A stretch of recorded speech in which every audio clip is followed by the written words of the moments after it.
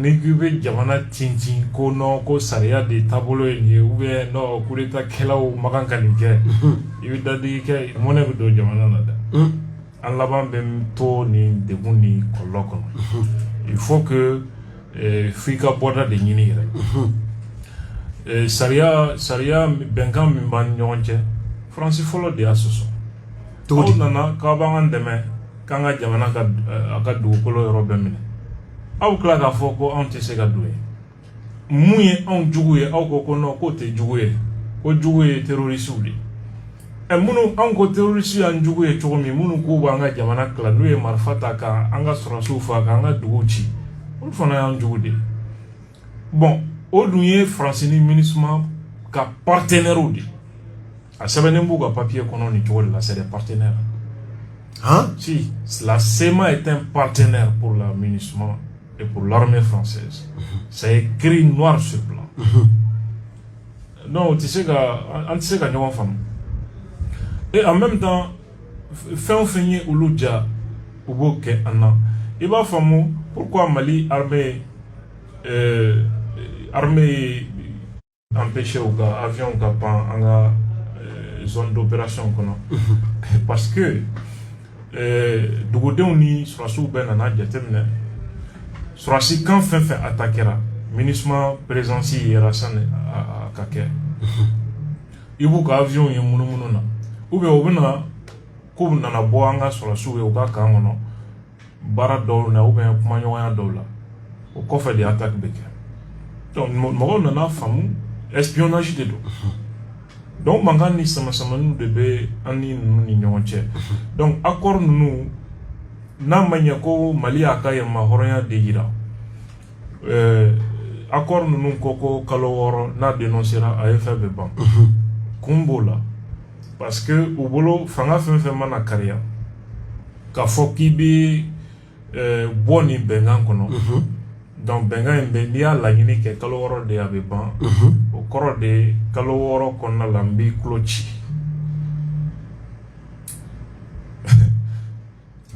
n b'i tulo ci donc n'u ye jamana déstabiliser aw jatigɛbaatɔ bɛ segin o kɔ n'aw ma segin o kɔ u bɛ fɛɛrɛ tigɛ u bɛ jamana dafiri cogo min wali fanga bɛ dafiri cogo min mɔgɔ wɛrɛw bɛ na fanga la minnu b'a fɔ ko bon vraiment jamana bɛ situation min na an ka accord in kuma jɔ fɔlɔ. donc France kɛlɛ nin kɔrɔ Assimi ninnu ka kan ka ton joli. e bɛ wara ta kuma dire que ko sɔni dama kɛ la ɲi dama kɛ la c'est pas possible i bɛ sigi n'o ye je suis sûr et certain que France b'o baara de la n'i y'a ye u ka et puis accord ninnu bɔrɔtɔli nana o de nɔfɛ France bɛ ka taa mais u tɛ taa yɔrɔ jan u bɛ taa Burkina ni Niger o kɔrɔ ye an tatɔ tɛ. Maintenant, au cas avion, pendant ce temps, on va Mali territoire. C'est des avions de reconnaissance, renseignement de dos. Sur le site du pays, mais même boulot. On va opérer zone du MENA. Renseignement tapon, Kumbola. Ou à Bara de Kena et Fana. Donc, Mali nana et Kafo, on va espionner tout le monde et code d'âme nettoyé français. Mali a fort où il a dénoncé. Français, non, on t'a espionné. En tout cas, au territoire violé, parce que ni accord be même en yamaria halibi an ni barake gouvernement ko bon o accord on to la ko domblé donc gouvernement o accord c'est une façon que français bla illégalité là désormais français sera munu bien abina faut une force d'occupation saria tout yamaru ka kaya nous action fin ke ou be saria de coffre donc kasarab se ga boala donc nous clos gelea amana wolo fena ils vont répondre parce que bengantou ni état tcheblé voilà pourquoi il réussit rayon de convoquer conseil de sécurité de l'ONU pour que makake ambero mena ko 600 ambeka me ko mo nana mo do jete mena be kaye Tombouctou mo be ka doni mo mbunu suku be ka don ane koron fela dugu chamana 2012 fana o walia de kerasani kela ka wuli ka dugu mena segu du konna fana anye kiwariya me ka foko nana mo do be sigana mo do be kaye ville konna na anye kiwariya soro ko mo fla nyogo re minena luchela Donc ce qui est clair, Francis Bena a Nini, quand on fait là, on est centré Bissibassa. Non, non, non, laissez la France, aïe, francilien, en même temps, ça suffit. Non, non, non. Non, non, non. Donc, nous avons dit que français qui est là, aïe, fara ou là, aïe, français qui est là, mais quand Hakilna Tinte, à quelqu'un qui est là. Parce que nega jetemina na Philippe Barata bolola.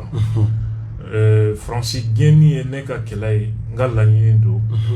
Mais est-ce que à préparer la Agneka? C'est mon inquiétude. Est-ce que Malidon et Radama Nyon Tchebe Chokomi, est-ce que Kéléa Bé? Parce que Francis Kella Yoro ka boy à quelle cause nationale de Jamana Dembenana Ireye Mina. Est-ce que Jamana Dembena Ireye Ninko Inkonala? Je ne suis pas sûr.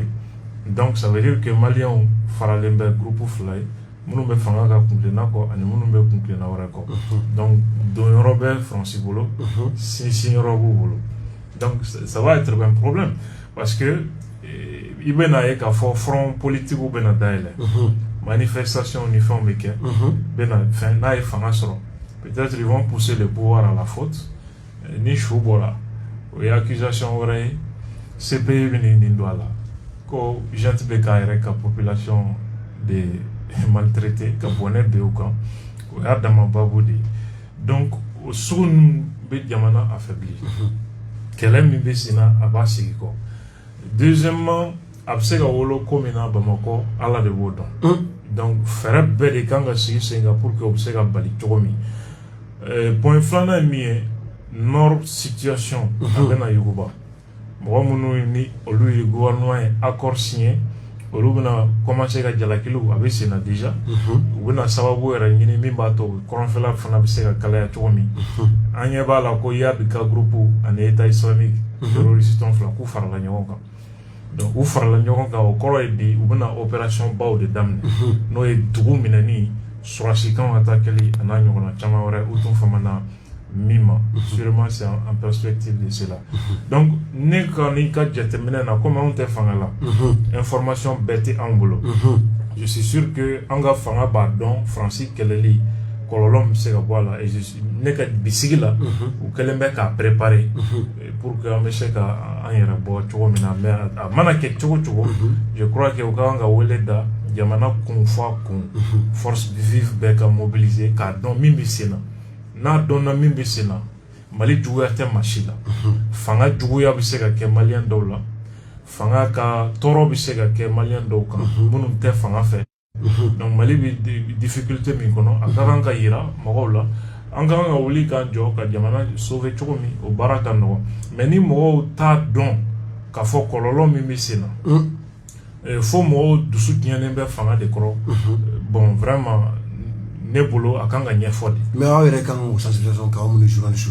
Bon, pour que la sensibilisation qui est là, faut qu'à sera, il va donc faire un conclina et mi. Parce que jusqu'à présent, l'agenda du pouvoir n'est pas très clair. Mais il y a un effort yasin de tira, kalu tanuro, tan chenya se muama. On va y aller à fond, où il y a délai d'ota, psychologiquement déjà. Non, parce que délai quoi il y a kadoro ni quoi non. Rani CDO de Tchelay. Mani Touabou Tchèo et Adama Baboudé. Bon, il reçoit qu'à présent, c'est vrai, c'est force d'eau, c'est la démentia mais comme il n'a pas, ou Fanabe n'a pas sera là, ou comme il n'a pas ça, ou comme Moramounou Fanabia en Bessara. Donc, n'a pas de d'eau sera, qu'elle est bannie, au moins, ou Fanaka intérêt. Donc, peut-être qu'elle est un noya $, Nasira kundama doma peut-être lu fana pse ga foku bu bolo do kuno u kono pour que ko nga sulu sala alibi na puli kele beke marfa u besa formation beke u ka mo mo bi alu besara o économie de u ka jamana ma donc kele bani na fa mo mi ga ato arranger da donc faut anga o fana nyesigi ka préparer ka o fana makono no gele ko ka ba kumbo fara de mi se ga tiga o konnala. Mais pour le moment, Maliens ont gagné Maliko. Et puis, Fanga de Bisseka au Sirabo. Et c'est Fanga Boko. bon ne ɲɛ t'a taabolo la parce que premier ministre yɛrɛ min bɛ yen o taalen bɛ Modibo Kile rankiniw lawuli fo Modibo Kile rankiniw lawuli cogo di tan ka bila mais n'i taara jamana tariku falsifié Modibo ye nin kɛ tan Fili Dabo sara nin cogo la Amadou Diko sara nin cogo la a donna tan a bɔra tan u ye nin kɛ tan karisa ye nin kɛ kuma caman caman ka taa se démocratie ko kuma mouvement démocratique gɛrɛbuw de sara nin kɛra tan bon pour moi c'est compliqué il faut vraiment que fanga ka yɛrɛ bila sawura la jamanaden bɛɛ bɛ se ka a bolo don a fɛ sawura min na pour que an ka jamana ko ani politique ko kuma bɔ ɲɔgɔn na Mali bɛ yɔrɔ min na bi Bandaw y'a fɔ cogo min an ka discours laban na soit an bɛ fara ɲɔgɔn kan ka Mali bɔ bolo la soit an bɛ to ɲɔgɔn boson na jogo bɛ na an bɛɛ boson don dɔ la Ala k'an kisi o ma parce que farati min bɛ yen a barika ka bon Ala